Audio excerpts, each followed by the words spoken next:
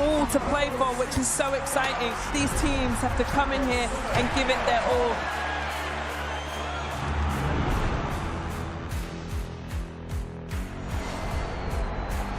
Have a real nice tempo. Goes baseline, watch out. Oh, my! Oh, baby! All the way down the runway for a big-time throwdown.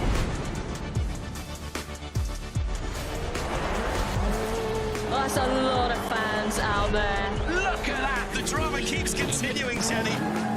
This is just brilliant.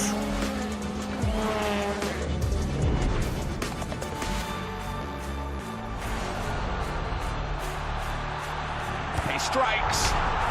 Starts as you mean to go on. But this is the danger of the top two guys, and that nuclear weapon that is. Oh, hello, goodbye. Score! In the back of the net. And shoots, score! Of Serie A action. We'll bring you so much of it here on DAZN. Magnificent.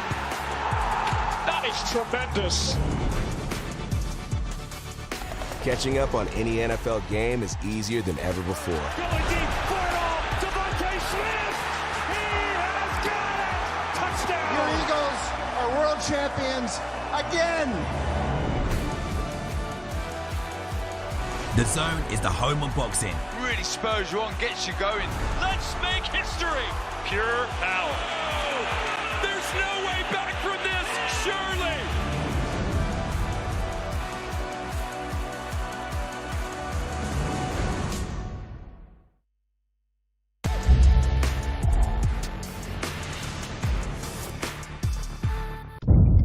The following program is recommended for those 16 and over, as it contains sporting violence, possible bad language, and flashing imagery. It's the moment the world has been waiting for. The judges are ready, the fighters are ready, the boxing world is ready. The fight starts now! Let's go! How do you like it? On the show. So aggressive, so focused. It all comes down to this.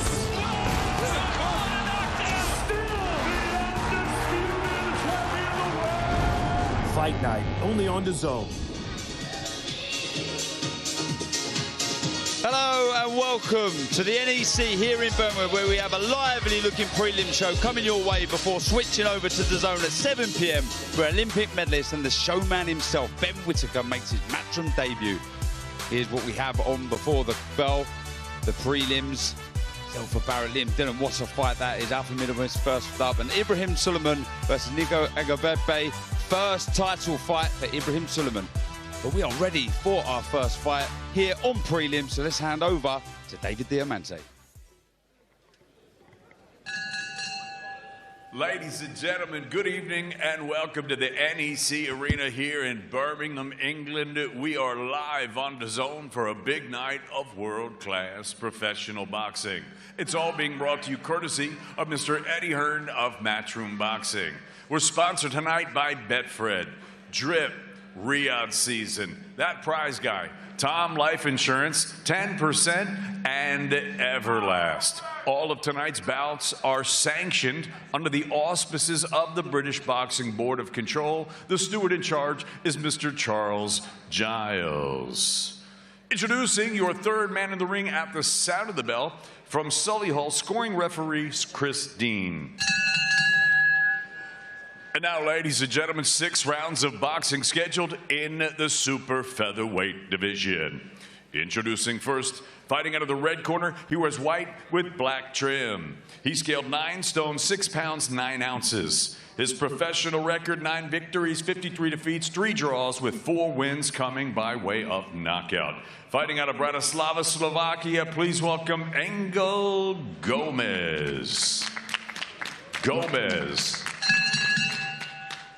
And his opponent across the ring, fighting out of the blue corner. He wears black with purple trim. He scaled 9 stone, 3 pounds, 9 ounces. His young professional record thus far perfect. 4 fights, 4 victories. Fighting out of Manchester, England, Alfie Middlemiss. Middlemiss.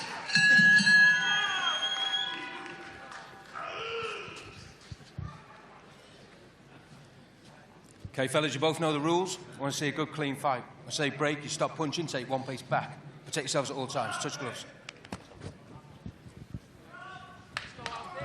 Well, here we go. First fight of the night here on Prelims. And this is the exciting youngster, Alfie Middlemiss, with the experienced Engel Gomez. For the first round. Yeah, Middlemiss, 22 years old, looking good. Alongside me, as always, the legend himself, former WBO super featherweight champion, Barry Jones. Barry, all good? Not too bad, mate. Yeah. Sick of the sight of you. Gotta be honest. But I'm not sick of the sight of this kid. He's really good the last time out there, and the balance, the work rate he had. I think the jab was really good. Yeah, he did look good, didn't he, against Mohamed Wacko. Won every round. He did suffer a cut, didn't he, in that opening round, but, you know, another experience dealt with. He does a lot of good things, doesn't he? He puts his punches together really well. You know, predominantly a boxer. He hasn't quite got that power yet, but he's only young. I think he can develop that a little bit more. But the technique's good, the thought process is good, and as he steps up the levels, I think he'll show even more qualities as well. And the fact that he's always looking to work, even though he is a boxer, there you see it there, fantastic. Yeah, lovely work. That straight shots, then he slotted that screw shot right through the guard of Gomez, who smiles back. The Middlemiss, seen it, done it all before as Gomez. Just the 9 wins, but 53 defeats. Only stopped 9 times. Hasn't been stopped for a while either, Gomez. Last person to stop him was William Burchill. One of their very good brothers, Leighton and Nelson also. Yeah, tough as they come, but looking good, Middlemiss. Nice variation with a jab. Yeah, but he just threw 3 jabs on a trot. You don't see that very often. And again, there's not loads of weight in them, but they're sharp and they're fast, and, you know, just a lovely little screw shot there with that left hand and that combination. Again, just getting into the angles of attack and willing and able to put his punches together quite fluently here, Middlemiss. Yeah, improving all the time, and you can understand why the Jimmy's in. Jamie Moore, Nigel Travis, Dave Allen in the corner, Pat Brown in the gym, Connor Walker. Lots of talent in there to learn from. Success breeds success, and he's looking good, moving his feet nicely, picking the shots really well. Added with that jab is that feint here there, this little step with the front foot there, looking to try and draw something out here to Gomez. And that's not going to work against a guy like this who's not willing to let his hands go until he's really close.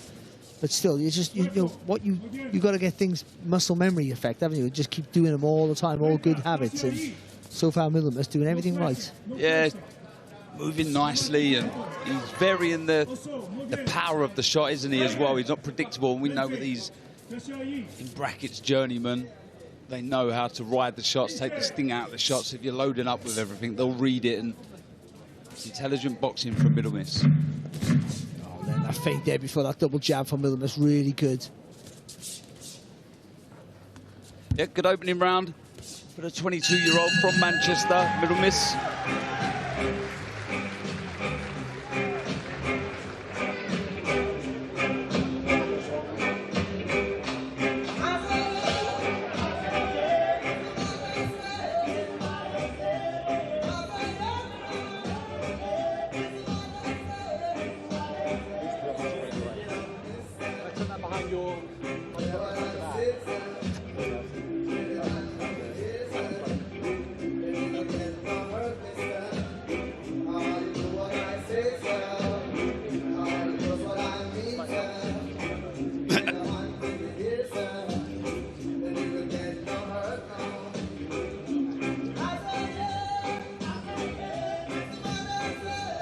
Corners, 10 seconds.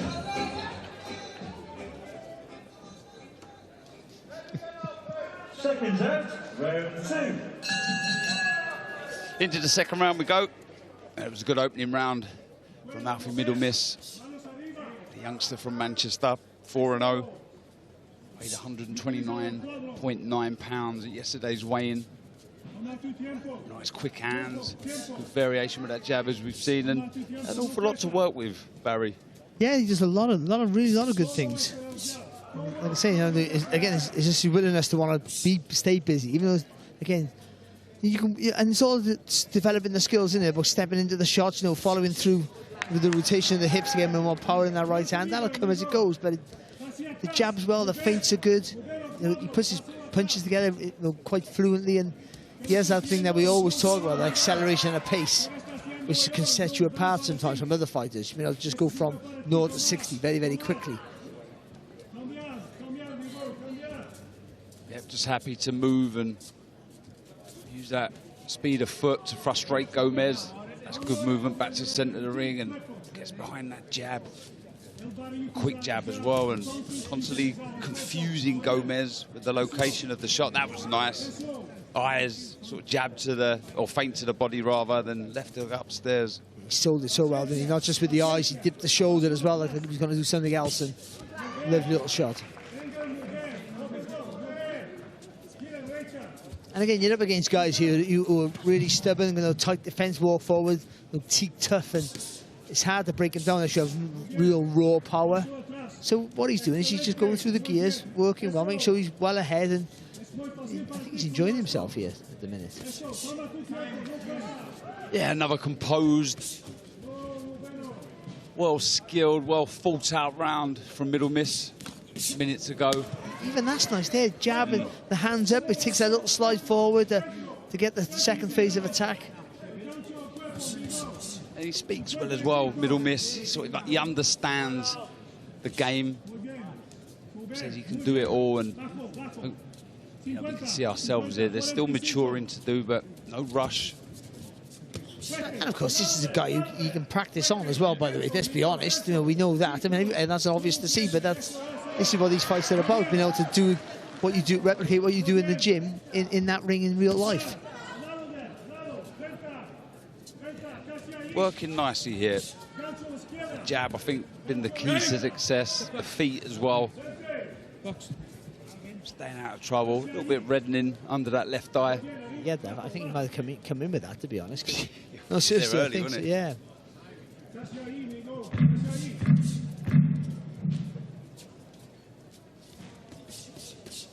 Lovely. Look at that. 4 jabs. Unanswered jabs. Countered with the last one. Really good work. Another good round for Alfie Middle Miss. Goes back to the corner, as I say. Jamie Moore, Nigel Travis, Kerry Kays, Dave Allen.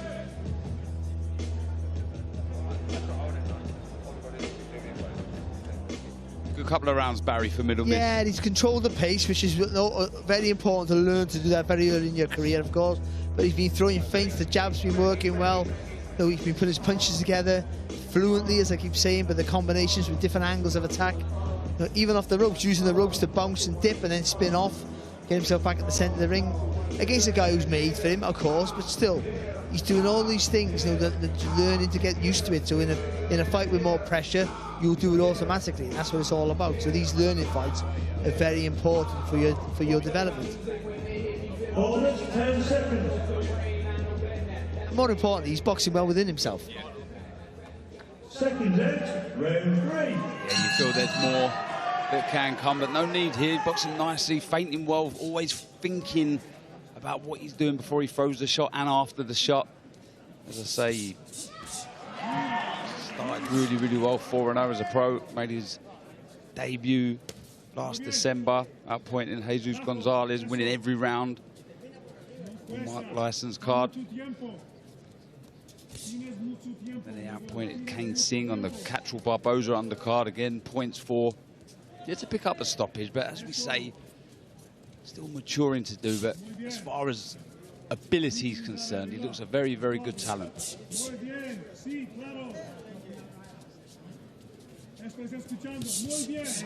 It's amazing as well. A lot of these youngsters coming through fighting that seem to neglect the lead hand, the jab. Yeah, you want to just show off, don't you? Do all the big flashy work. And I mean, you know, we talk about it all the time how important the fundamentals are. And those top sort of 5 in the world, you can argue on change a few of those, but what the I think the Ring Magazine top 5 in the world, pound for pound. They all work behind a solid jab, most of them, and high guard as well, let's be honest. Yeah, everything else follows. Your time and your distance will all come from that lead hand, and we're seeing him use it really, really well, concentrating. You can see the focus on the eyes. But good habits, bad habits are hard to get rid of. Habits are hard to get rid of. So you start doing things in a fight with here where you can't lose pretty much, unless you make loads of mistakes. You start doing silly things, boxing with your hands by your waist, and then you do that for 3 or 4 fights, 6 fights, 7 fights at an easy level. When you get into a bit of a war, you can't fight with your hands up. You can't do the things that you're meant to do. So you have to practice and practice and practice.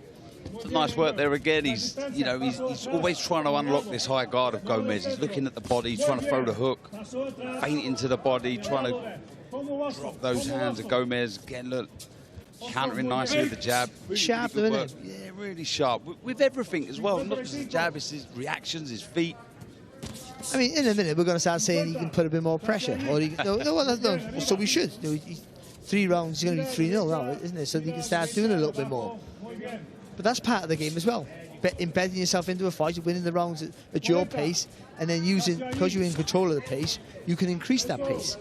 Do you think he'd be thinking about that? He's only 4-0, so there's no need to worry about it at all.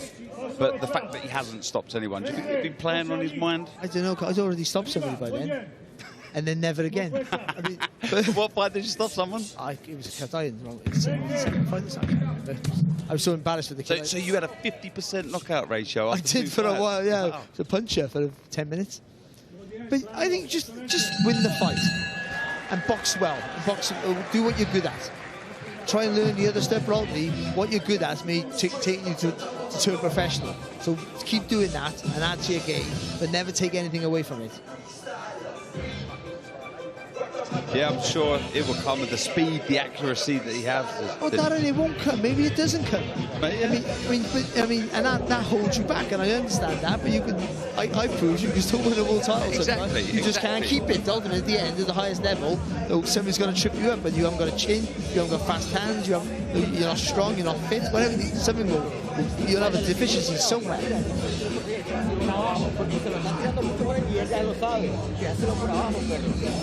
I had that. It was called hips. But this is not Latin dancing, is it? So you didn't mean to be like a snake hips and stuff.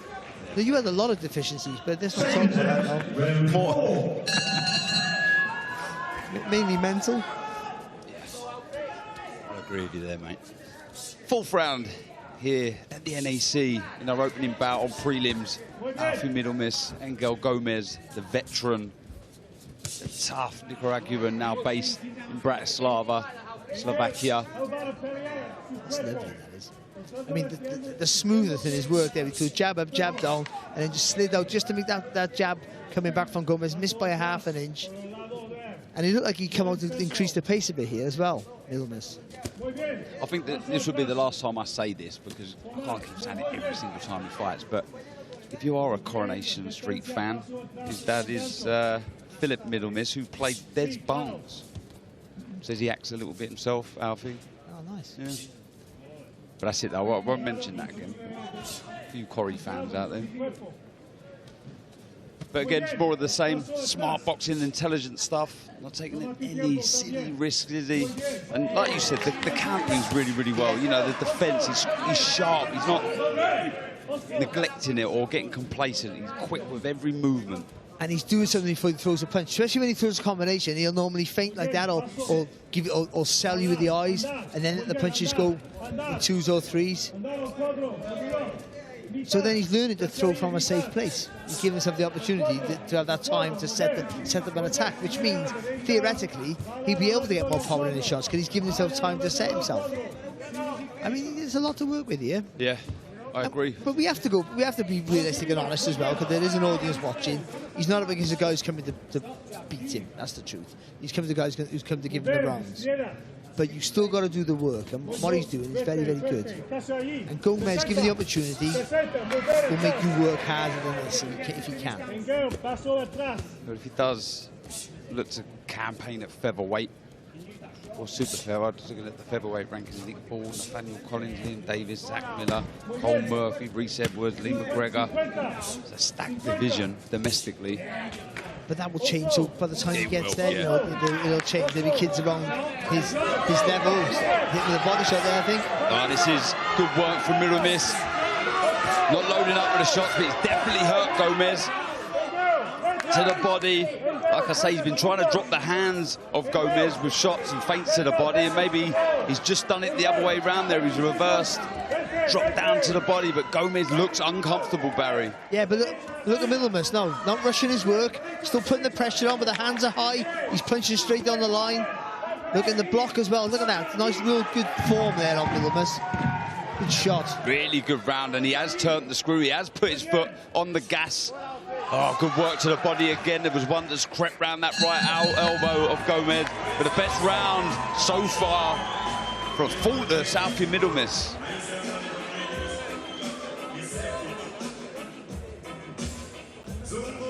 Yeah, like I say, he hasn't been stopped since March earlier this year. And trust me, he's had a lot of fights since then. It was William Burchill, but he felt that one, didn't he, Barry? Just the one before it was. I think that really did the damage, and that one just added to it.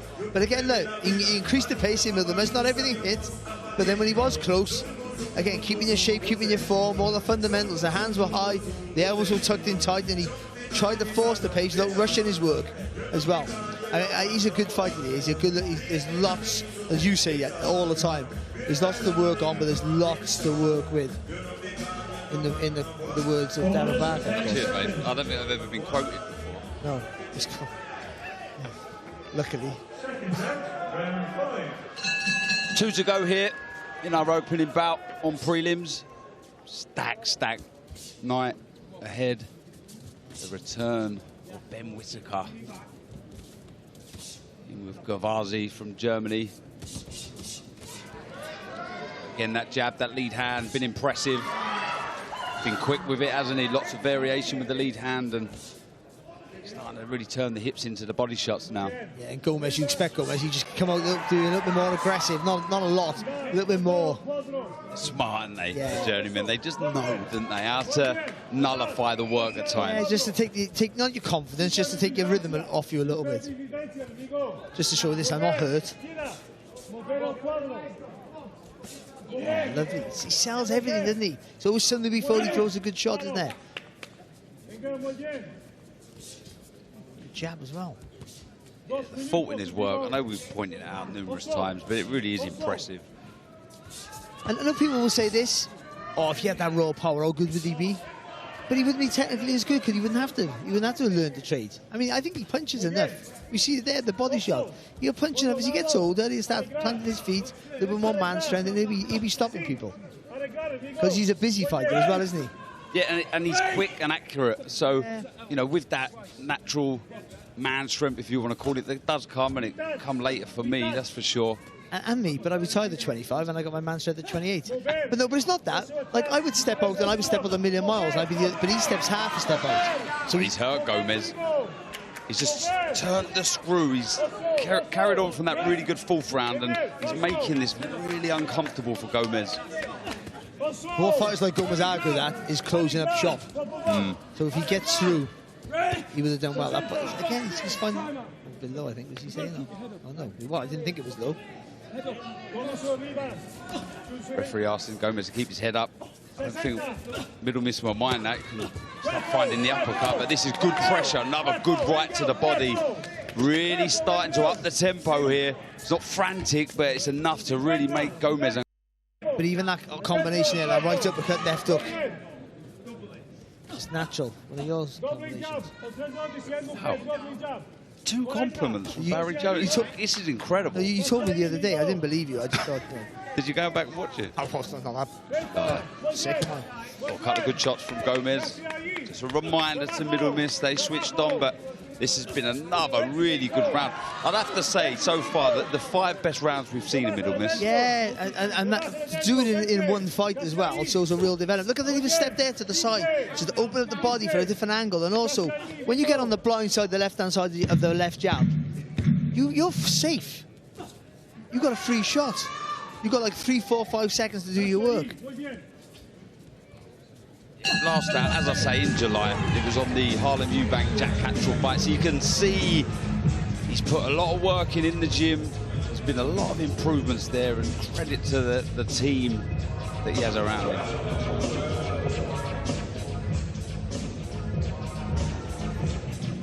Yeah, as I say, busy night ahead live from 7 p.m. on DAZN. As well as Ben Whittaker. We have that rematch, that grudge match, that long-awaited fight versus Cameron Vong and Gavin Gwynn. Very controversial in many people's eyes. Then Aaron Bowen, Tom Cowling, that an area title fight. Ibrahim Suleiman, who features last on the prelims, also fighting for his first title. So much to look forward to tonight. Into the 6th round here. It's been a really good contest. It feels like the next phase now, doesn't it? Yeah. For a lot of fighters, this is that. Like they've done it all unison, like uniform together. You're all stepping up to the next level now. Yeah, we've been saying it for a while, haven't we? You know, boxing looking for his next stars, and we've been patient. We've been waiting for this crop to come through and win their first handful of fights, and now, yeah, we're seeing 2 of them challenge for titles. And you know, cricket goes then, doesn't it? That's when it accelerates. But once you get to a level, you can't drop back down, can you? Sure. And you, as a fighter, you become even more ambitious to win more silverware. So, well, good jab there from Gomez. It was a good jab. Sure, with the performance that we've seen from Middle Miss, it won't be long, although still only 22, until we see him fight for area titles, etc. Luckily, you got a lot of time on his side to develop. A good shot from Gomez, from Middleman, sorry. And I think you said it as well, like, you know, fighting within himself, and that's exciting, knowing that there's still more. You know, if he was in there with someone letting their hands go and you were forced to fight at a higher pace or just show a little bit more, you can see from this performance there is more to come. Being able to control the pace gives you a head start. I mean, you can still win a fight being reactive. That's how I had my career, unfortunately.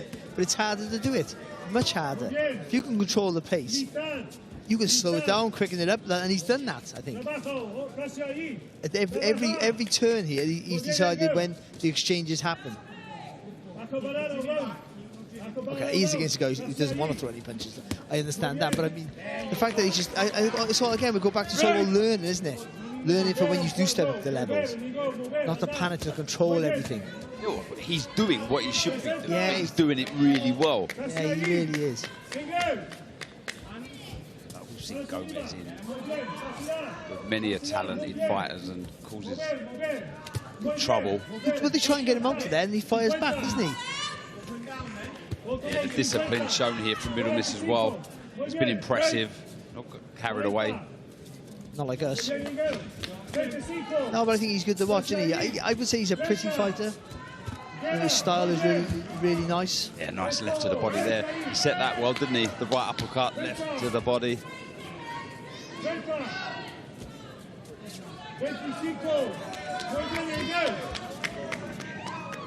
Just completely nullifying any work from Gomez, and to be honest, let's be real, it's limited. Really in survival mode now. I've seen some big, deep breaths as we enter the last 10 seconds. Nice couple of shots to the body from Gomez. Now he's getting to work. But it's been a very impressive, successful 5th fight for Alfie Middle Miss. Didn't put a foot wrong. Boxed, as you say, within himself. But what he did show us was real class, Barry. I think there's a making here of a very good fight. The time will tell. There's lots to go through, and there's lots of bigger fights and harder, tough fights ahead. So all those things you don't know about, whether you can take a shot and all this stuff, and how the power or lack of it supposedly holds him back. But he's a young man who can develop a lot of good stuff. But technically, he's very good. His thought process is there. He feints before he throws. He changes his stance and his height by winding his legs. He moves on the body when he got you on the ropes. I mean, the thought behind all that for a young man is pretty good. I thought he was... I really like that. I thought that was a really quality show in there. His first 6th rounder is that as well. So, yeah, see him in a couple more of those, and I'm sure we will see him in title shots soon. But anyway, David's ready to hand out the verdict. Ladies and gentlemen, after 6 rounds of action here in Birmingham, we go to referee Christine's scorecard. It reads 60-54 for your winner. He's still undefeated, Alfie Middlemiss. Alfie Middlemiss moves to 5-0 as a professional, and he does in best fashion, you'd have to say. Look very, very good. Yet there will be tougher opposition, but I think me and Barry both agree the better the opposition, the better we'll see of Alfie Middlemiss. Some good stuff there. Congratulations to Alfie, Jamie, Sam Jones, Dave, Kerry, the team. Obviously working very hard, so stay tuned with the career of Alfie Middlemiss. And here's what we have live from 7 p.m. Molly McCann back in action. That rematch that I mentioned, Von Gwyn, that's a cracker. Aaron Bowen fighting for his first area title in with the tough Tom Cowling. And he's back. The showman himself, Ben Whittaker, Benjamin Gavazi from Germany, is tonight's main event. 7 p.m. live on DAZN. But we're ready to get going again with our second fight here on prelims. So let's hand back over to David Diamante. And ladies and gentlemen, we're now set to go with a special lightweight attraction. Making his way to the ring, Liam Dillon.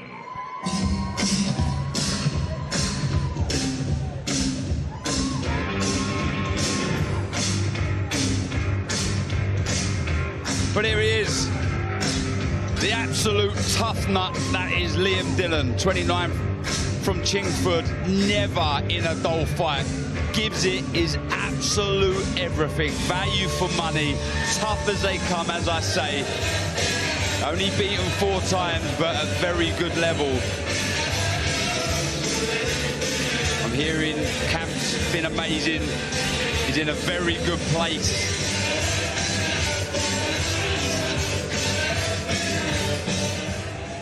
And now entering the arena, Zelfa Brown Flash Barrett.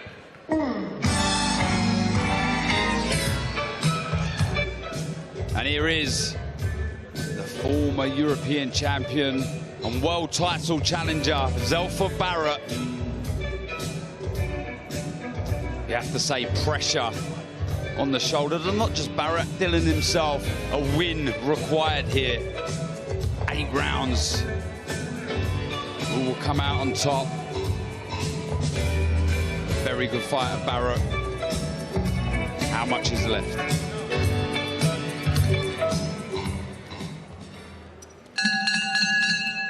Ladies and gentlemen, the action continues with a special lightweight attraction, and it's all being brought to you courtesy of Mr. Eddie Hearn of Matchroom Boxing.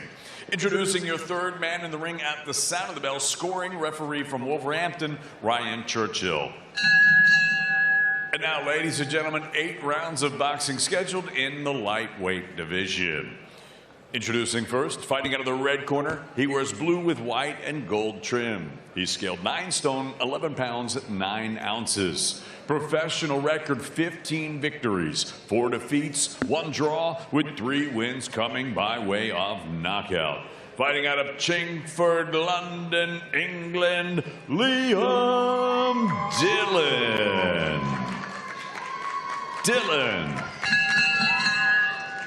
And his opponent across the ring, fighting out of the blue corner. He wears white, gold, and green. He's scaled 9 stone, 10 pounds, 6 ounces. Professional record, 33 victories, 3 defeats, with 18 wins coming by way of knockout. Here is the former WBA International Super Featherweight Champion and former world title challenger, fighting out of Manchester, England, Zelfa Brown Flash Barrett.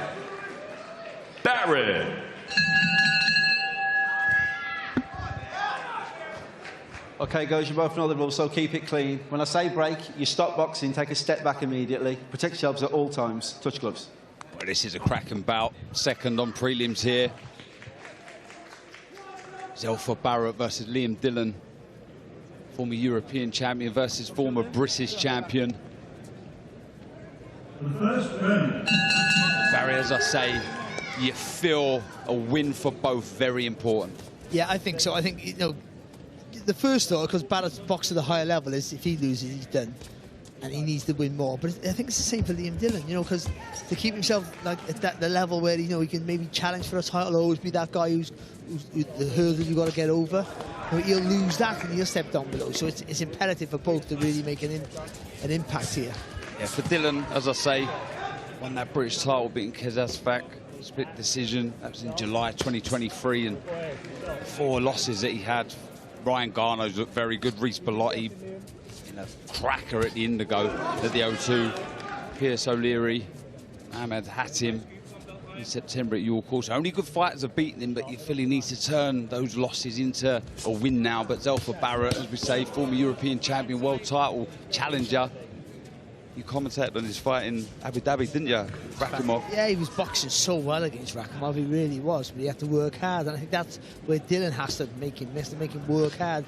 And we say it all the time, when you're up against a guy who's technically better than you or more fluid than you, you've got to make them rush their work.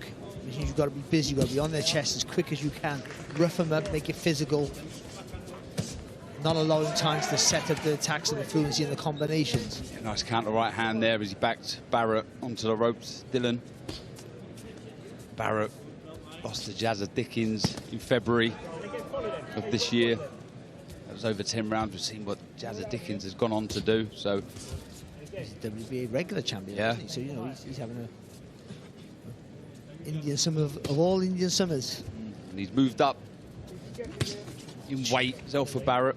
He's had a couple of easy run-outs, but this a real serious live fight here. Dillon, the aggressor on the front foot. Yeah, but just maybe walking onto too many punches to get there, though, Dillon, at the minute. Just, you know, again, the will's there for Dillon, but the lack of head movement at the time lets him down. And then he takes a great shot, but you're still taking them. That's the only worry. Yeah, he does have his hands high, but as you say, not the quickest on his feet, and the head movement isn't there at the minute. Needs to work off this.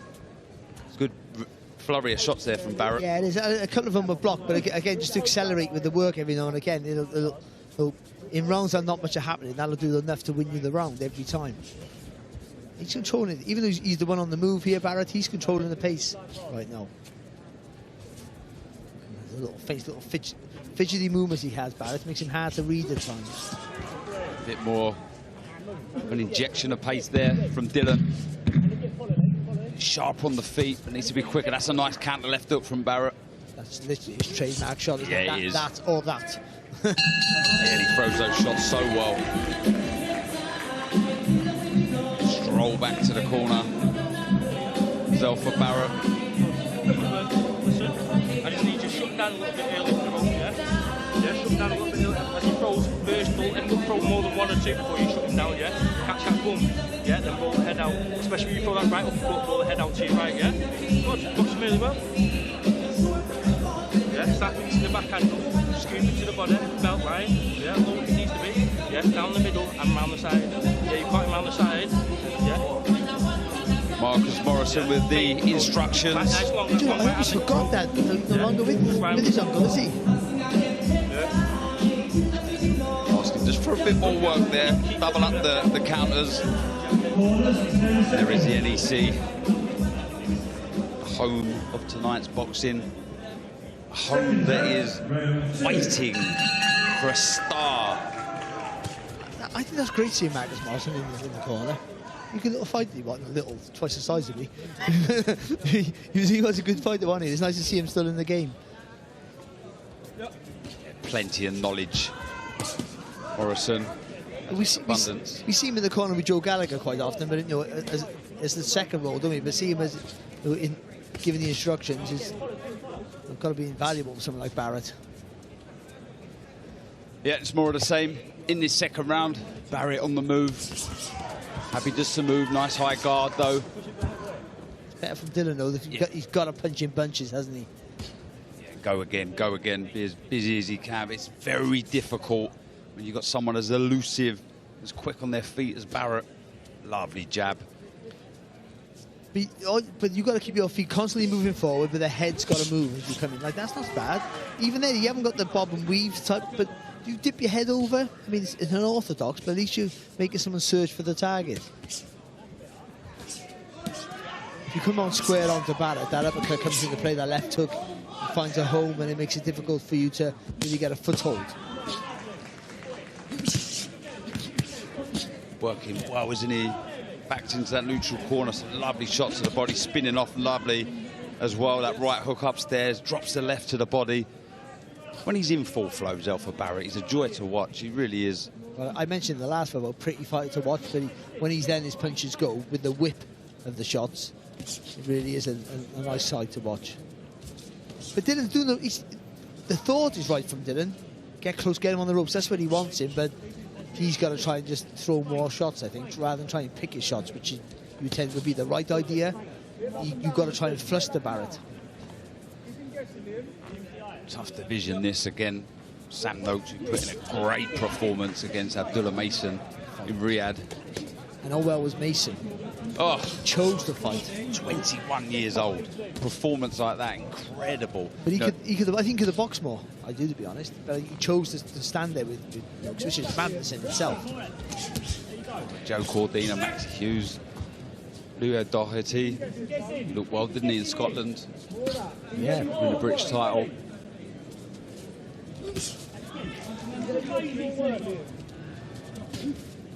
That's a stunning jab, it really is. Sharp, wasted, no shows, signs. This is where Dylan needs to get to work. Yeah, a bit of a slow jab, right hand there from Barrett, and he jumped on him and did him with a left hook. And quite often, we talk about getting close to the target, it usually is off a shot of your opponent, isn't it? If he throws a lazy shot that is a bit slow, you can come in off that. Changing right hands, both landing. Another good round that for Barrett, just moving, cruising, picking some very sharp shots. Yeah, you know, Dylan's trying to come forward all the time. That's the right idea. He's just giving it too much space and too much time for Barrett to produce work like that. And if he can hit you coming in with the jab and then take a little half a step back, that allows him the time then to whip those uppercuts and those left hooks over the top. And even when Dylan did get him on the ropes, Barrett was able to just slow it down and block and look for the angles to get the shot through the middle.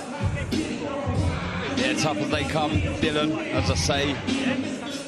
We've been beaten by 4 very good fighters. That Pierce O'Leary fight here, yeah, way too big. But he heard the final bell.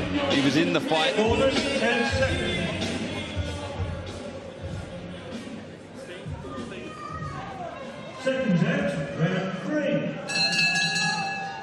Third round of this 8-rounder in the lightweight divisions. Alpha Barrett, Liam Dillon.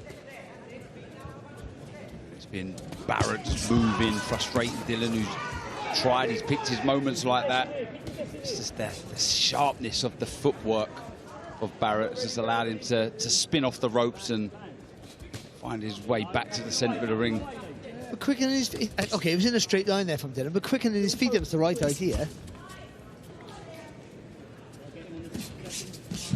Again, yeah, that's right. He didn't work, he didn't come off, it was the right idea. He dipped low, come off that jab of Barrett and threw the right hand over the top.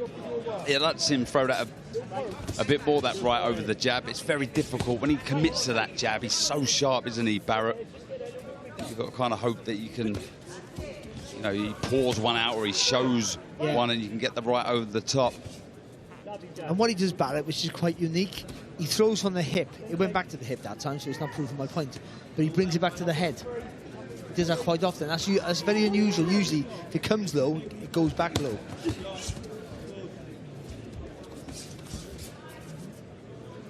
Good, sharp footwork from Barrett. Nice right hand, just take the sting out of the shot there, but a bit of success. He's getting a bit closer, isn't he? Nice right to the body.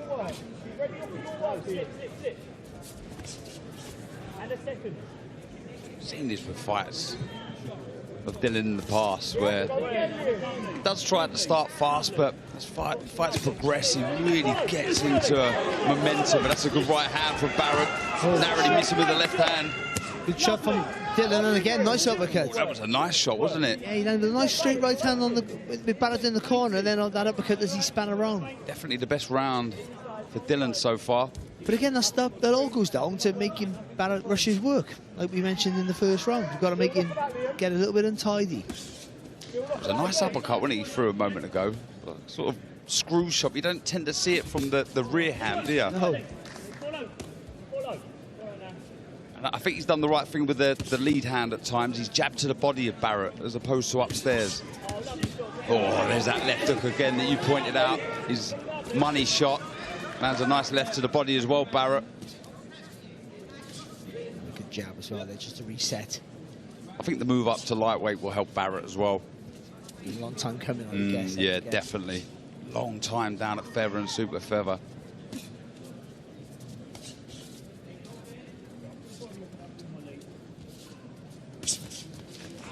Always trying, Dylan. Always trying to find an opening or a big shot. He's had a bit of an argument in this round, I think, Dylan. Yeah. And some really good shots. So Barrett's been probably the slightly busier, maybe, but... I think that bright screw shot. Certainly my favourite shot of the round. Only the 3 stoppages, Dylan, from 15 wins. Which is unusual for a pressure fight, isn't it? Yeah. But again, I think it takes him a while to warm up. You know, he makes you work hard, though it didn't make it look like that. It was a lovely body shot there from Barrett. And Dylan, as we know, takes a shot really well. Barrett probably hurt his hands. Sorry, Dylan probably hurt his... No, Barrett probably hurt his hands on Dylan's ribs there. One more round before. Got it out in the end, didn't I? Yeah. But that's how tough Dylan is. Yeah, he's probably have one more good round before he starts to lead. I do often confuse myself, Barry. And us. Yeah. I see you. As colleagues and also as an audience home. There was always a confused look on your face in Bahrain recently. Just, what's he going on about? Anyway, enough of that. 4th round here in the lightweight division. So for Barrett, Liam Dillon. And it was a better round that for Dillon, that 3rd round.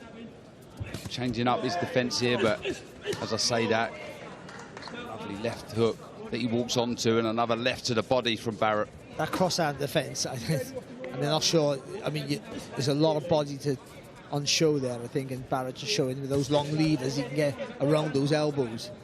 Who do you think was most famous for that? Ken Norton or Joe Fraser? Yeah. Gotta be.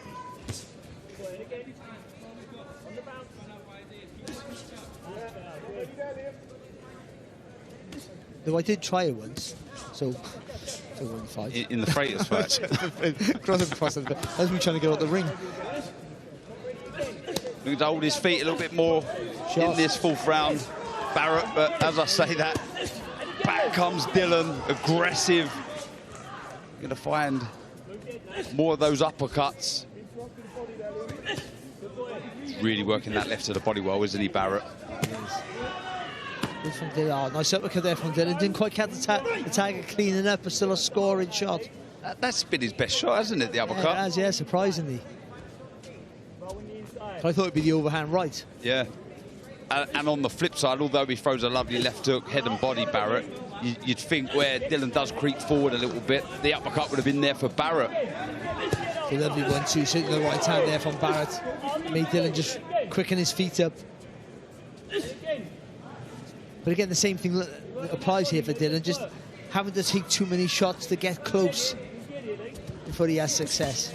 He's having a bit of success again here in this round, but for me, just taking too many clean punches as he's advancing. Every now and again, Barrett, you see him really commit to that left hook, and I tell you what, it is a stunning shot.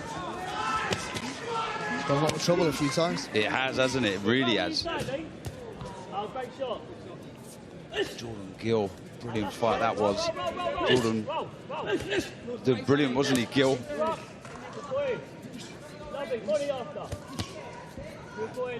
Finishing in the 10th round. Again, you can see just Barrett looking to hold his feet a little bit more.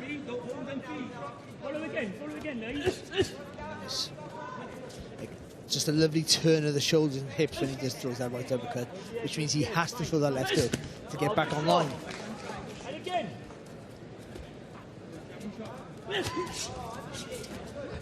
Uppercut there from Barrett. Every now and again, those elbows go wide of Dillon. This is good work, finishing the round strong, but it's been a good round from Barrett. Good work there, the one for Dillon. Yeah. Combination. Bit more variation in the work there, wasn't there, with Dillon? Starting low and finishing high.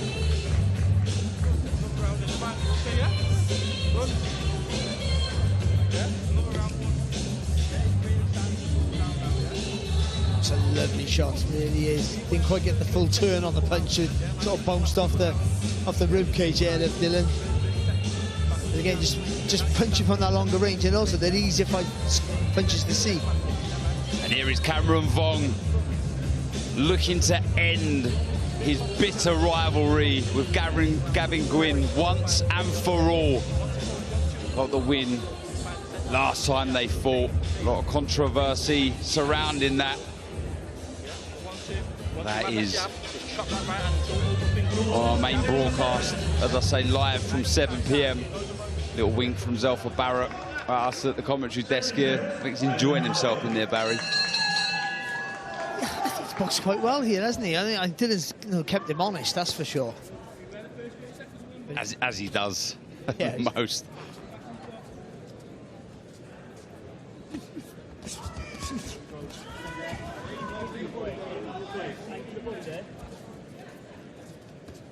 I think he's had a bit of a kick up the backside, Dillon. Took his foot off the gas a little bit in that fourth round. A bit more intent, Barry. And that's a bit of a trait of Barrett, actually. I think I've been critical in the past of coasting fights. I mean, it's one of the most worst infections you can get, coasting fights. Because you think you're safe, and all of a sudden then you bring a fighter back in. Your momentum and confidence is a funny thing. What a beautiful right uppercut, sorry, Barry, from Zelfa Barrett. Stunning shot, really was. Accurate, sharp. He walked right onto that, Dillon.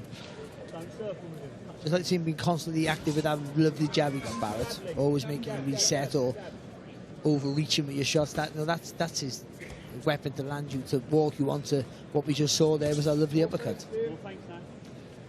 I'll ask you a question as well. Do you think a fighter has a responsibility not just to stop coasting for their own safety, but to stop coasting for entertainment value?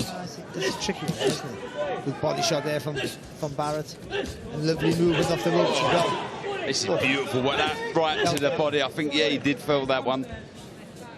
When he springs, we said this, when he springs into life, he is a great fighter to watch. So much speed and variety to the work of Barrett. Take some punches. Really, really stoic. Sort of changing, tapping, isn't he, every now and again, and he'll sink a heavy one to head and body Barrett. And you know that someone who can change the weight of their shots makes it more difficult, isn't it? You get used to heavy shots, can you? But when they get a whip involved, like that. Again, I'll echo what you said. He's as tough as they come, Dillon. But this is really good work. The last 2.5 rounds has been very, very impressive from Barrett. Almost a grimace on the face of Dillon. Can't criticise him for coasting here, can we? That's for sure. He's definitely solid. Just a bit of everything, isn't there? There's speed, there's accuracy, there's variation. And he's trying to push Dillon back now. Yeah, there's meaning, there's purpose. Still having a go, Dillon, I've got to be honest. He's been hurt with that body shot. You can see the way the right arm's just tucked in there. You feel, didn't you, as well, when I mentioned that the 3 stoppages on the record, just the 3. If he can't get his physical presence into the contest, it becomes a difficult one, doesn't it, for him, Dillon? But he is value for money, that's for sure. He earns his money, gives it everything, but you have to say at the minute this is a very good outing for Zelfa Barrett. Yeah, and I think he enjoyed that round there as well, Barrett. You know, even the punch is fantastic, but the movement to create the space. So he lands with, throws a jab, takes a big step back with that back foot, keeps himself on balance because he's got a wide stance, and then can whip that uppercut through with that technique and turning the hips into the shot. Even now, that's a lovely off the ropes there, fantastic. Look at that, the roll, then the shots to make Dillon pay. It's bobbing and weaving, isn't it? We never say it anymore, but that's what it is. That is, you just bob and weave and come over the top with the right hand.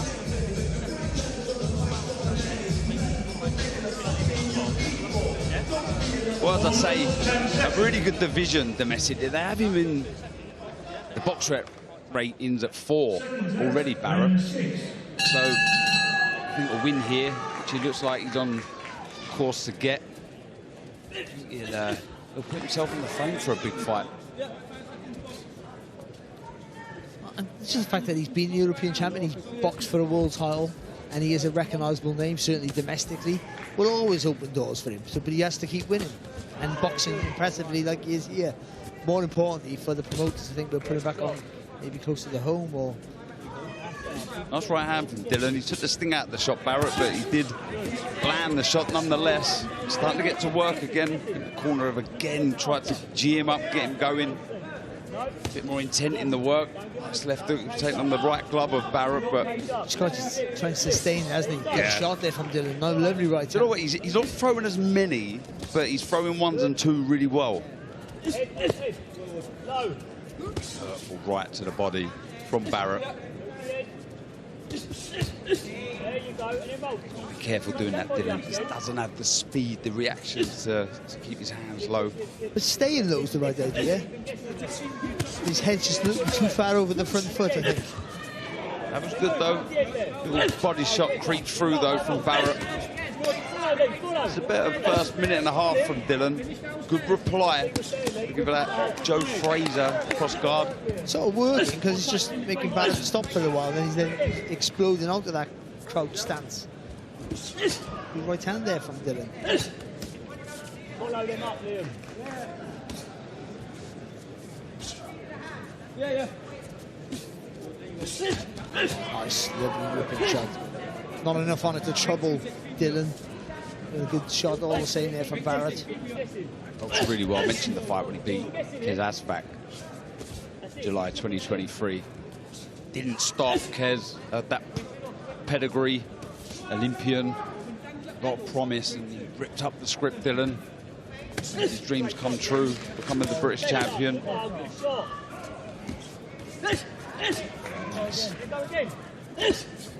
Shot there from Barrett. Going through the gears, really sickening body shots. Just makes Dylan laugh, doesn't he? A smile on his face. Oh, comes back with a right. The smile again. At times you can't work out if it's a smile or a grimace. Bit of both, perhaps. I'll tell you what, look, whether he's won the round or not, I don't know, but it's been a better round from Dylan. He was winning the round. I'm not quite sure whether he's done it now, because Barrett's come on quite strong here. Right. Yeah, the last minute and a half been really, really good from Barrett again. Lovely from Barrett. Yeah, flurry of hooks and a right to the body to finish the round, but Dylan proving his worth once again. Just checking the left ear of Dylan. There seems to be a bit of blood.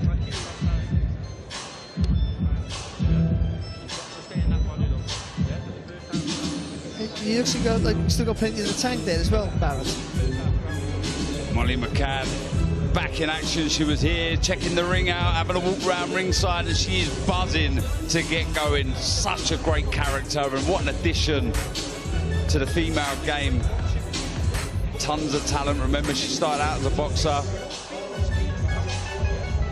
Confident. She's really enjoying this journey. She was good. She was good. You commentated, didn't you, in Belfast? She's really good. I mean, just keeping her shape, but sitting on her back foot, constantly aggressive, we're making it hard to hit, but it wasn't sitting on her back foot to be defensive, it was to push off and power. I mean, she's a really good division, like that super bantamweight, but she'd get a couple more wins, and impressive as she was, and she'd be asking questions. Yeah, she has that fan base, doesn't she? She brings that over from MMA. Yeah, I don't think it'll be too long until we see her in some big fights. She has that name, as you say, that Barrett does. And getting back to this fight, 2 to go of this 8-rounder in the lightweight division here in Birmingham at the NEC. And look at this from Dylan. It was that sort of uppercut screw shot, wasn't it? First of all, from out the distance there from Dylan, that landed clean. Nice right to the body. People say if Dylan could punch, but I don't think it's that. If he could just quicken his feet up, I think he'd help him a lot more. That's all.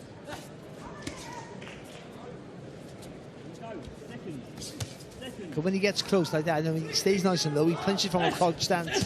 Makes it harder to defend against. But if you get quick in those feet, then you get quicker to the target more often. Yeah, he wouldn't have to lean forward just as long, would he? Oh, that was a lovely left hook. Seemed to stun the legs ever so slightly at Dylan. Again, he takes a brilliant shot. But you know why that does? Because you're off balance, because you're over your front foot and it hits you on the temple. So it gives you that little bit of a jiggle with your feet.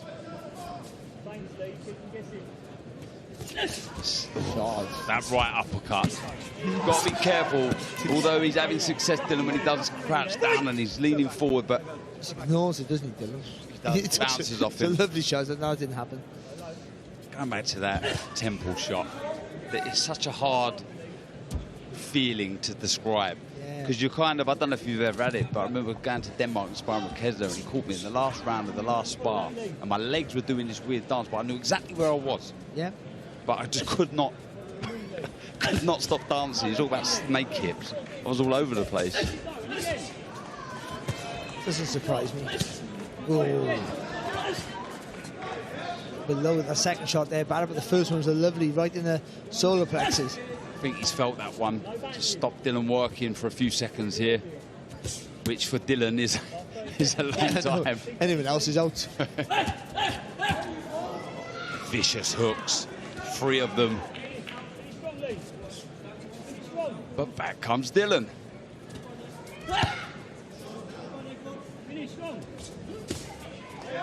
Oh, he set him up. They didn't let him pull the trigger, did he, Barrett? But the movement was lovely against the. Again, that back foot, he widens the stance. 1-2, and again, just bounces off the head of Dylan. I'll tell you what, look, he's fulfilled his dream. He's become a British champion, but all depends on how long he wants to do this for. But you'd throw him in with so many fighters because you know he's going to test them. You know he's going to be valued for money. Always a great addition on the card. But, you know, it's what he wants to, isn't it? He's been a British champion, he want to be that again, so he won't want to be like the opponent for everybody. Barrett, again, you know, he is the fluent boxer, and even though I think the last sort of few rounds, Dylan's made it more difficult and landed some good shots, but Barrett always sort of seems half in control.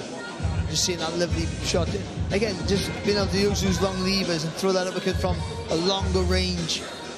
Just finding the angle underneath the elbows quite often, whether it's round the side or through the middle. And with the speed that he carries, you can see in patches there, he can react very quickly. If he sees an opening, like a lot of his work is set up, Barrett, but if there is an opening that comes up, within a split second, you'll see the counter.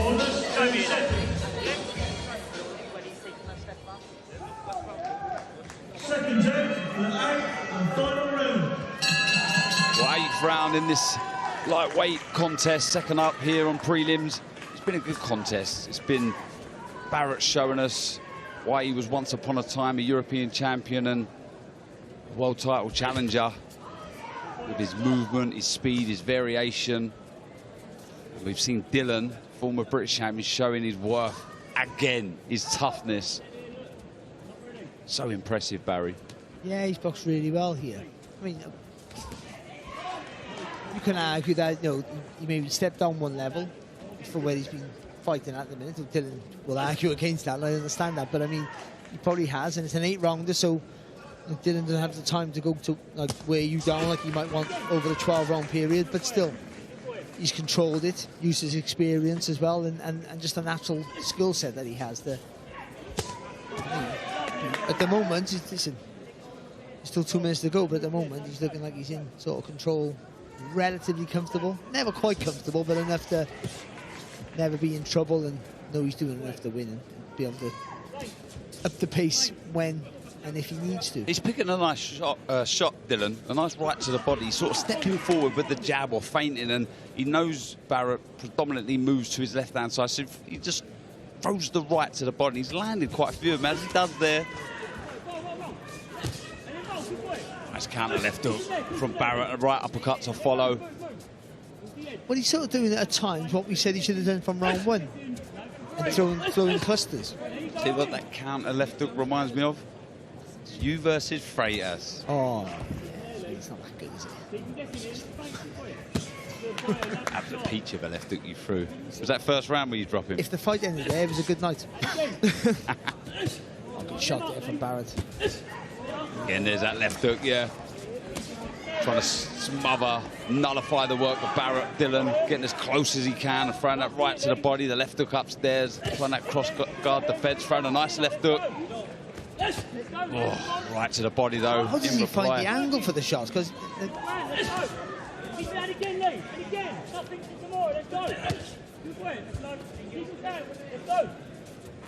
corner of Dillon really trying to get their move going. Leave it all in the ring, which he does every single time he fights. That's his MO, isn't it? He's never going to be asked to do any more than he's done. And tactically, at times, you could maybe... You only do what you can do at times as well. It's easy to say you should do this and do that, but we all got our own skill set, haven't we? Coming up to the last 10 seconds here in this lightweight bout between two good fighters, Zelfa Barrett, Liam Dillon. It's been a good watch.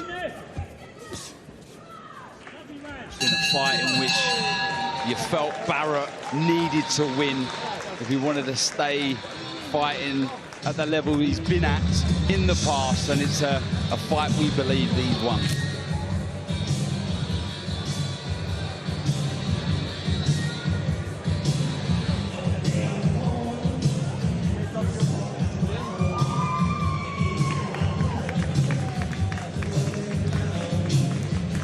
Really good contest here.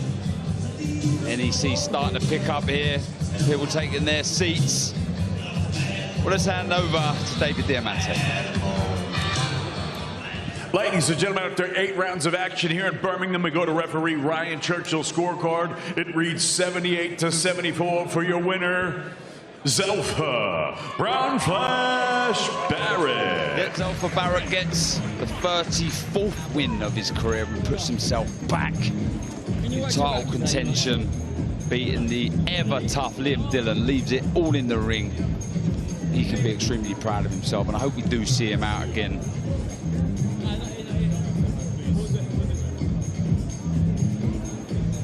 He'll be happy with his night's work.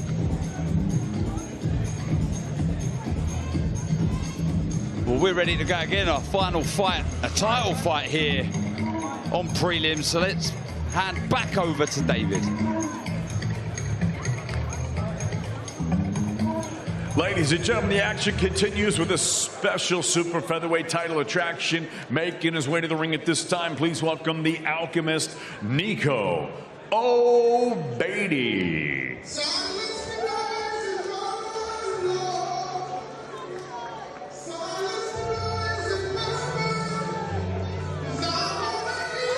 And here is Nico O'Beatty, the 31-year-old from here in Birmingham, challenging for the Midlands area super featherweight title.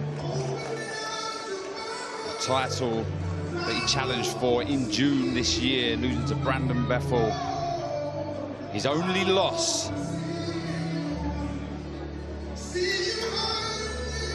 He does have 10 rounds experience over Suleiman, who's yet to do the 10-round distance.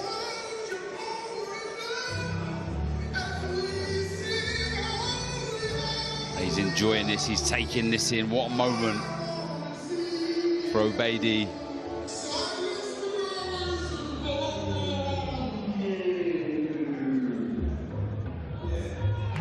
Six wins, as I say, just the 1 loss, 1 draw. He beat Michael Mooney last month. After that, lost to Brandon Bethel. He weighed 129 pounds at yesterday's weigh-in.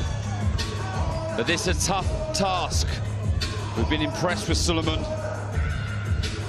But in boxing, you can't write off anybody. Entering the arena, Ibrahim Spider Suleiman. اللهم صل على محمد وعلى آل محمد كما صليت على إبراهيم وعلى آل إبراهيم إنك حميد مجيد. And here is the very exciting top prospect, Ibrahim Suleiman, also from here Birmingham, 24 years old, 9 wins, no losses. 4 of those wins have come inside the distance, and this is a big, big night. Talk about it being a big night for Obeidi, but for Suleiman to win this area title in his 10th fight would be a big, big career move. He looks fired up, he means business, believes this is his destiny. So the stage is set for both of these to fulfill a dream, that first run on the ladder, win your first title and push on.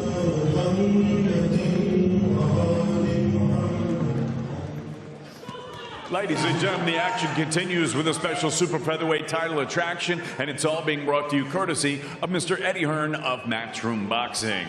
Introducing your 3 judges scoring this title contest from ringside, all from England. Mark Bates, Howard Foster, and Mark Lyson. And at the sound of the bell, your 3rd man in the ring, referee Chris Dean. And now, ladies and gentlemen, 10 rounds of boxing scheduled for the Midlands Area Super Featherweight Championship. Introducing first, fighting out of the red corner, he was white, purple, and yellow. He scaled 9 stone, 3 pounds, bang on. Professional record, 6 victories, 1 defeat, 1 draw. Fighting out of Birmingham, please welcome the Alchemist, Nico Obeidi. And his opponent across the ring, fighting out of the blue corner. He wears red, gray, and yellow.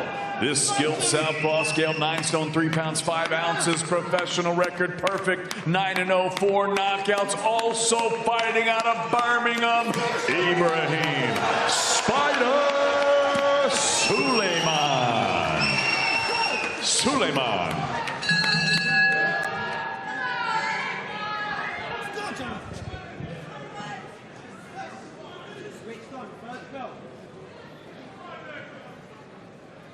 Well, Barry, you feel the stage is set nicely here for 2 local super featherweights to win this area title. We'll see a good clean fight. We'll say break, you stop punching, take 1 pace back. Take yourselves at all times, touch gloves. Come on.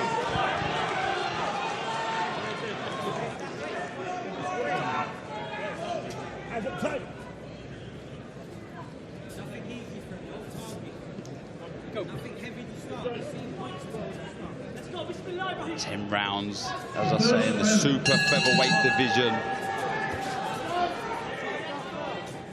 What a vacant Midlands area title. Barry, they'll both be pumped up for this one. Yeah, it's a big, as you know, the first title's seems like the biggest hurdle, doesn't it? Because once you get there, you get that confidence of being a champion, and things really roll on after that. So you've got to get it right. And for Suleiman, he's the one being touted as the next star, and there's a lot of pressure on him. For Obeidi as well, it's his chance to break into the limelight. Can he cope with the pressure of all the lights, that ring walk, all the flashy stuff that's been around this fight week, and produce what he's shown on the smaller shows, which is good skills, good fundamentals. Already switching. Suleiman, we've seen him do that in the past. Lots of natural flair, but also lots of natural aggression and fire. Always looking to put a dent in his opponents. A bag of tricks, isn't he? He is. Really is. You just got to be careful not to switch too much. I say it all the time, switching, if you can switch, is such a plus. But if sometimes you can switch so much, it takes away your momentum. You're building on your offense, breaking them down, and you're switching all the time, and it takes it away from time to time. Nice double left hook from Suleiman, starting upstairs, dropping to the body. Really announced himself, didn't he, in his debut. Stopping Mikhail Goncha, destroying him in the first round, and ticked a lot of boxes since then. Last out, beating James Charigi in October, an 8-rounder. As I said, not done a 10. This is first 10-rounder for Obeidi. When he challenged for this very title in June, he has 10 rounds under his belt. So, lots of hurdles, obstacles for both here to overcome. And Obeidi likes to work off the jab. It's always going to be difficult for someone who can box, or predominantly boxes southpaw, to get that jab into play. It's effective. You can still land with it, but it's effective as it normally is for you to set up your attacks. So it's important that he gets a shot on target clean. Certainly when when Sullivan switches orthodox, that's to try and get your jab in the play then as quick as you can. You need to build some confidence now with a good shot in that first round, so you go back with a bit of success. Someone like Sullivan who's a bag of tricks, it might take a few rounds to figure him out, but you still got to have some success and not let him get too much of a foothold in the fight. And do you feel, I've always thought this was Sullivan, are you better off pushing him back or bringing him to you? I think you have got to push him back, but you can't do it in straight lines because you're winding that uppercut through the middle, which is such a good shot for him. I mean, the timing coming in is going to be very, very difficult because he's big for the weight. He's got a wide stance. It was in Sheffield when he suffered a nasty cut against Kevin Tranner. Boxing really well that night. Good round though here for Sullivan. Yeah. Not much has happened, he's controlled it, hasn't he? Been patient, hasn't wasted anything, been disciplined. Easy day for you, yeah? You activate that front leg, let that jab go in. Yeah? Let that jab go in. Come up that. Recognisable face in the corner, yeah? Sonny Edwards. Enjoy yourself. Become Sullivan. Yeah, your speed again is too slow. And you're giving a lot of space. When you step back, yeah, control the range. Yeah? Yeah? Your knees like a key. Flying, you play with him. You don't know what to do. Yeah? More? It's okay. Beautiful. Enjoy yourself. You're the best. Enjoy it. Enjoy it. Let your hand go. Breathe. Enjoy it. Pick him up. You see the shot. Make the mistake. You can't hold the shot. Yeah? Let's go, champ. Let's go. Enjoy yourself. The instructions in the corner for Sullivan as we enter this second round. Obeidi, he made his debut October 2023, beating Logan Paling. And he drew against MJ Hall. 4 straight wins followed, then that loss to Bethel. And as I say, the last one, Michael Mooney. Run-out fight in October, but this a step up, but challenging relishes. Yeah, but because after the round he hasn't landed with anything yet, but he's come a little bit more positive. I think the corner, they must have said, listen, you got to try and push this guy back here, don't let him bully you. And as you say, you know, touted as a future star, Sullivan. Sometimes you can be guilty of showing a bit too much respect, and that's probably what they're saying in the corner there. And also, because it's a big occasion, a big show, you know, the nerves can get you a little bit of nervous energy in the first round where you're bouncing around, but you're actually not doing a lot of work. But that's gone now, so you've got to get down to some work here. You've got to try and push Sullivan back, and certainly if you get that right hand into play, slide that left up across. Sullivan with a good shot, you can build off that. For Sullivan, it's just doing what he's doing at the minute. Control the pace. Friend, manager, rapper JK sat ringside next to Eddie Hearn. Tony Bellew sporting his tash, supporting their great cause. That is November. A low shot there. So like there was another one from Sullivan. He's not complaining about that one, Obeidi, but he's covering up nicely. But this is good work, Barry, from Sullivan. Yeah, lack of experience there from Obeidi. He's trying to referee his own fight, whether he thought it was low or not. You can tell the referee, but not stop and hold your hands up, and Sullivan jumped on him. The referee didn't say anything, let it carry on.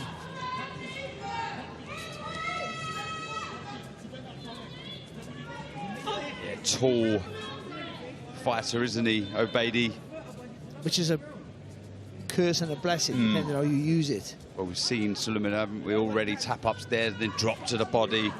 Very difficult to cover up both head and body when you have that tall frame.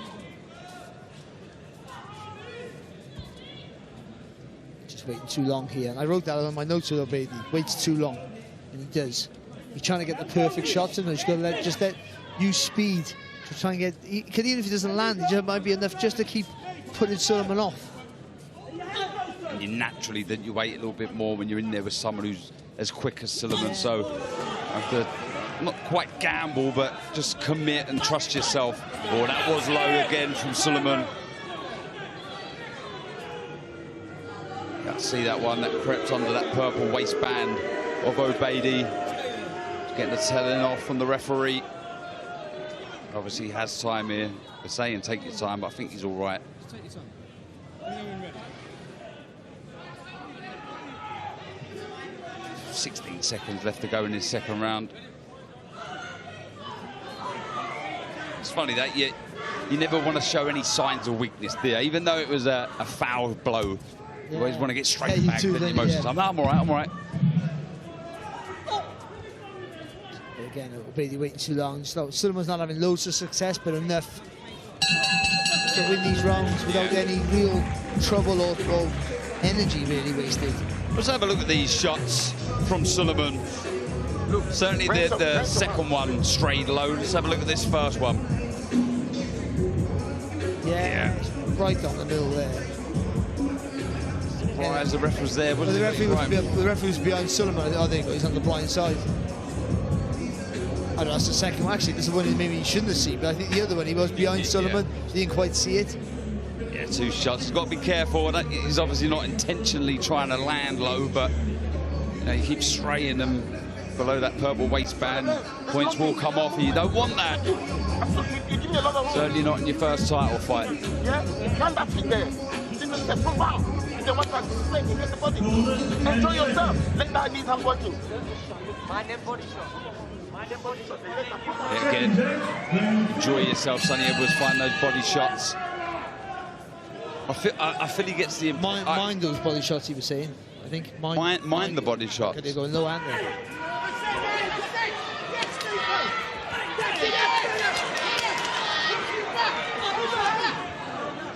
Really trying to get behind O'Beatty here, pushing back. It was a nice overhand right, trying to rough up Sullivan here. And you feel he needs to, Barry. Yeah, I mean, you haven't got to make massive mistakes, but you have got to be a little bit more forceful. I mean, you got to use that jab. Oh, lovely there from Sullivan. Really fast, easy, straight punches down the middle. Again, there was one there that was close to being low. Lovely, sharp hand speed from Sullivan. He's another one when he gets going in full flow. Really eye-catching style, isn't it? Again, another guy who whips, like Alpha Batter, whips his punches up through the middle, doesn't he?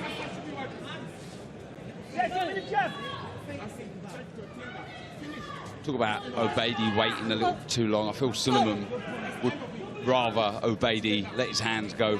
He's a natural counter-puncher, isn't he? And he's tempting to do that, isn't he?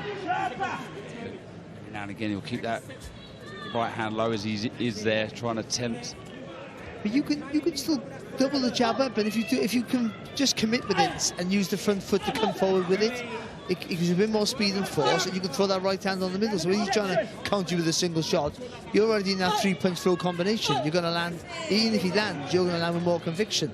Where do you keep your head position when you're throwing that double jab? Do you bend the knees a little bit, or? Yeah, and I think you got to sort of sort of take it to the right, so you use that right glove to tuck under the chin a little bit. Better work from O'Beatty. Back comes Sullivan. That was good work. Starting to turn the screw a little bit, going through the gears. Nice left to the body. Working nicely out this southpaw stance. That's nice. There you go. That's it. See, he did that with only a single jab. If the front foot and the jab moved together with Sullivan. Again, just nice subtle movement. Just trying to pin O'Beatty on the ropes or in the corner. You see, look, O'Beatty moves to his right, he'll just move that left foot across, vice versa. You see now, look, trying to pin his man exactly where he wants him. This is good, intelligent boxing, this from Sullivan. I think it's just confused O'Beatty a little bit, hasn't it? Just the movement, just that the hand speed, but also the upper body's not moving a lot. He's just swaying from side to side, and O'Beatty's not quite comfortable to. Yeah, it's almost as if he's a little worried about the footwork as opposed to the hands, and that's allowing Sullivan to land these shots. Good round this, certainly the second part of it from Sullivan. And a solid left hand there from Sullivan. Yeah, nice boxing from Sullivan. O'Beatty well in this though. I'm going to rinse your mouth again. Yeah? Deep breath, deep breath, good deep breath. Yeah, you can argue that was his best round there, Sullivan. I think especially the second half of it, just letting his punches go with combinations and conviction, a bit more weight in the shot. You see it there, just pushing through with that back leg, with that left hand through the middle, and just made O'Beatty climb up a little bit more. And then counting. Any little mistake, you don't try to pop out. In. And then you are deep, not too far. And the pull off. Beautiful. Let your first leg activate and your lead arm. Yeah? Be ready to release the shot. Yeah? You're the best. You're the spider. Change your pace, keep getting You are the best. You are the spider. As an amateur, he was a 4-time national champion. Bundles of talent there, that's for sure. Been a very good division. English champion Ibrahim Nadia, 16-1. Ryan Garner, as you say, is a British, Commonwealth and European champion. There we go, that's it. Now go, Rico. There you go. It's a long lead right hook from Suleiman.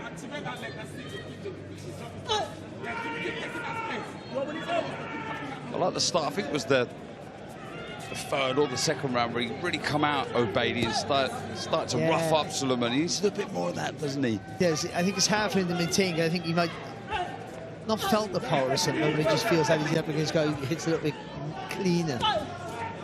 Yeah, and that jab he threw a moment ago was a little sign he was wary of really committing to the shot. This is really good work, this from Suleiman. There's blood, I can see blood on the left glove of Obeidi. I'm not sure if it's coming from the nose, so trouble already for Obeidi. It's a nightmare when you have to worry about an injury like your nose and struggle to breathe, didn't you? And yeah, I don't think that'll be a problem for him, but I think the problem is when he threw a shot there, he got countered very quickly. For a guy who's not throwing enough punches, that's a real danger because it clams you up even more. So if a guy can react, he'll make you pay every time you let your hands go like that. There you go, good body. He felt that one, Obeidi.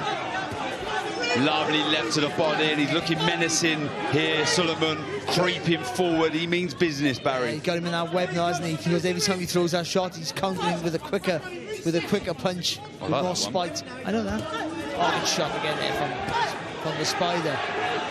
Yeah, the last 2.5, I mean, it's been impressive, full stop, but he's really started to up the tempo.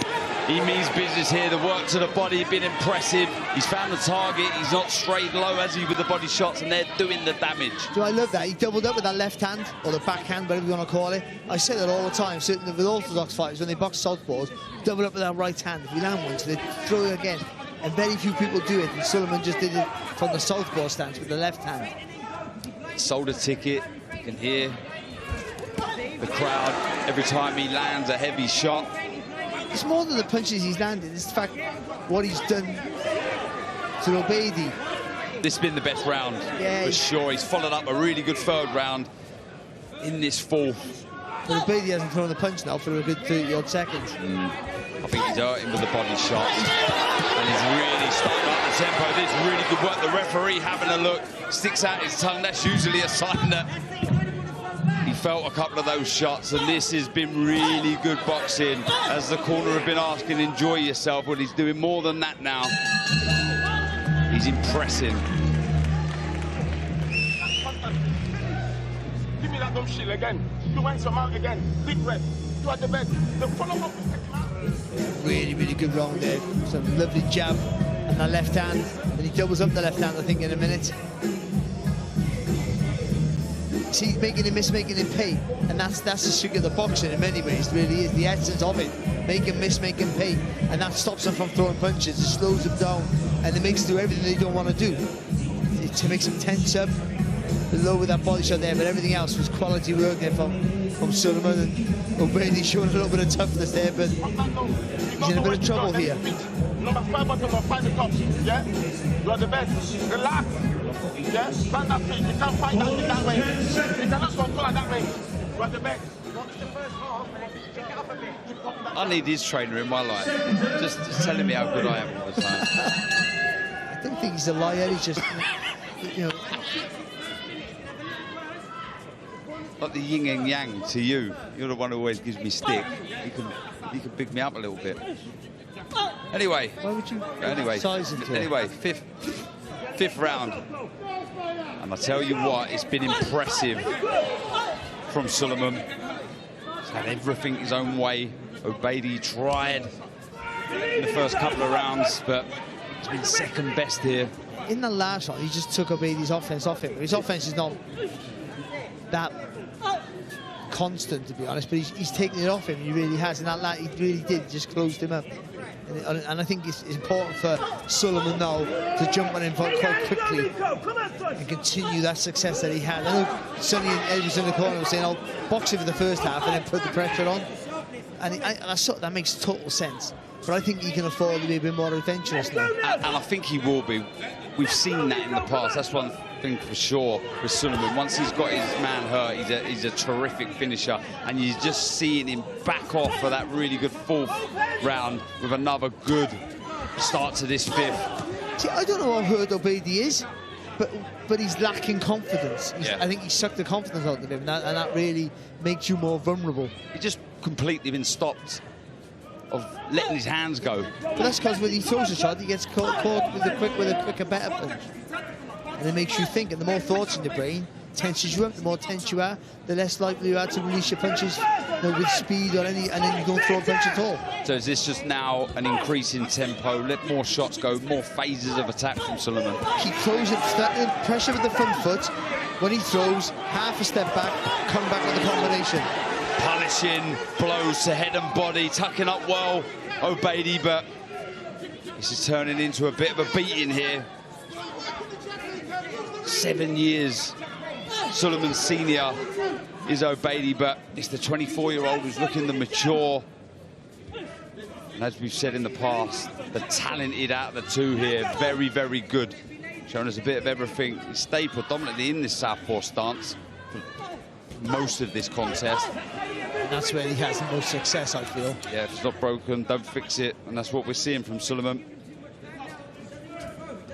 And also, he's got Obeidi, you know, at the point where Obeidi's kept the shape. He hasn't got all loose, but he's got Obeidi where he wants him, so he hasn't got to be tricky. There's a shot to the body there, just crept round that left elbow of Obeidi. Thought for a second he was hurt, but he's recovered. But this is all one-way traffic at the minute. Sullivan looking very, very good in his first title fight here at the NEC in his home city of Birmingham.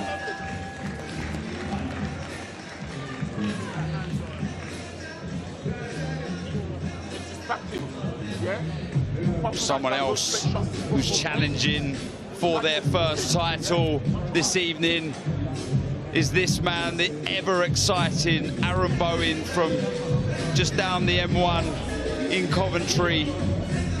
Value for money, he really is, but he's improving an awful lot. Shiny Singh, his coach alongside him, step by step making the improvements. We've said it a number of times. I think that fight with James Todd was here actually. The other venue, Resorts One, was a cracker. I mean, his last contest in Belfast, I thought he was fantastic. Yeah, he was really, really good. Spiteful as we know he can be, but I think he was more intelligent in his work as well. And I think he turned the corner that night. Yeah, I agree with you there. The pedigree from Bowen is there. It's all about experience and improving all the time, and we did see that last time, and we're seeing it all the time with this man here, Ibrahim Sullivan. Has been very impressive this evening in his first 10-rounder. The variation has been great, but we've seen a bit more intent here from Obeidi, and he needs it. He's got to find something here. As I said in that previous round, all one-way traffic. But again, though, he's come up with intent, and what has Sullivan done? He's covered up, then all of a sudden then, he made him miss, he made him pay.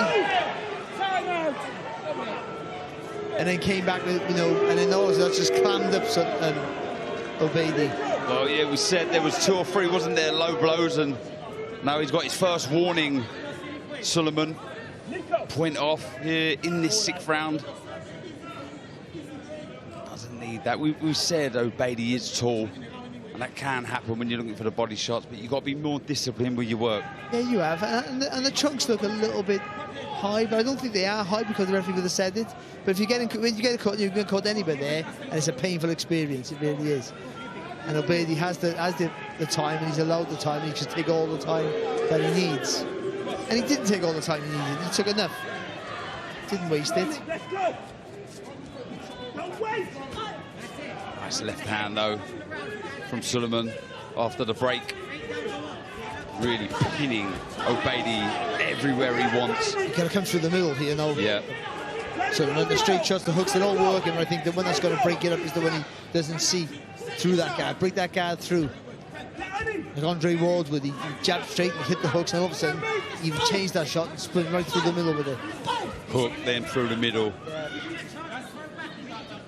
All of these tricks, all of these ways of unlocking the defense of your opponent, so important, certainly in these more marathon-style fights, 10-rounders, 12-rounders, but this is good work, good attacks to the body. Finding the target, better with those shots. Got to be careful from now on, Suleiman. No more low blows, don't need more points off. It's been a polished performance so far. Good flurry of shots, and the referee jumps in, and that is the end of this contest. No complaints whatsoever from Obeidi. And that, Barry, that is how you win your first title as a professional. Punch perfect. And also, he increased it over the rounds as well, Darren, I think. And what he did with Obeidi, I don't think Obeidi was that much massively hurt, but he couldn't answer anything, and that's why he was resigned. He didn't say anything when the referee stepped in, because he just had no answer to the attacks there from Suleiman. Not just the variation, the speed, the accuracy, the vision was better all throughout, and that was a really good performance there from an emerging young star. I don't want to take nothing away from Suleiman here. I wonder if there was an injury or something to Obeidi. Just the way he hasn't complained or nothing. He almost looks happy that the fight's over. There was the last 3 rounds there, Darren. I mean, he was, like I said, he sucked the confidence out of him by making him pay early, and then you lack the confidence, the ability to let your punches go, and then you're just a sitting target then, and he was for the last few rounds, and he tried to start those rounds fast and have a go, and Suleiman would make him pay again, and just put him straight back into that memory of what happened in the round before. Well, so incredible victory, sorry, Barry, from Suleiman. Let's hand over to David Diamante. Ladies and gentlemen, referee Christine calls a halt to this contest. The official time of the stoppage, 1 minute, 52 seconds of round number 6. Declaring your winner by TKO. He's still undefeated. And the new Midlands Area Super Featherweight Champion, Ibrahim Spider Suleiman. Well, Suleiman is crowned the new Midland Super Featherweight Champion, in which was a very, very good performance from the youngster. Looked the boss, looks physically mature, looked like an experienced fighter there. Now 10-0, that was a very good victory for the young man. Manager JK over the moon. Sonny Edwards, I'm sure, will be filled with his man. Still lots more to come for this talented fighter. And here is the card coming your way very shortly. 10 minutes, in fact, live on DAZN. Molly McCann, Cameron Vaughn, Gavin Gwynn in that rematch. Aaron Bowen fighting for this exact title in the middleweight division. And he's back, the showman himself, Ben Whittaker versus German Benjamin Gavazi. Live 7 p.m. here from the NEC, live on DAZN. Do not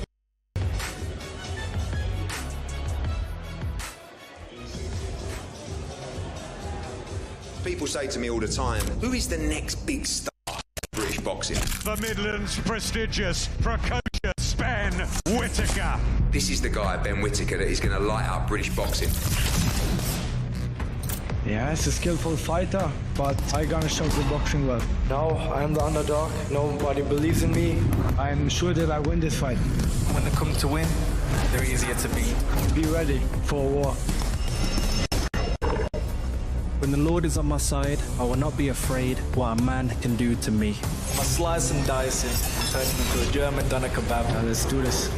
This boy's getting hurt. November 29th.